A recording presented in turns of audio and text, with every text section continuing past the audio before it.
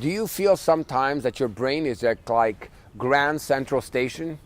So many thoughts go through our brains every day. The good news is that by breathing and actually associating one thought at a time to our breath, we are able to flush out all the negative thoughts.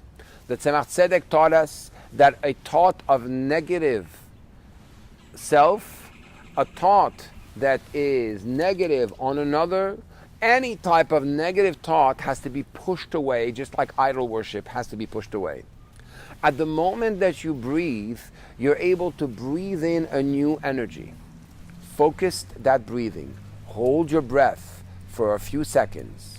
And at that moment, feel how you are just emptying out all the rubbish that's in your system that are causing these thoughts.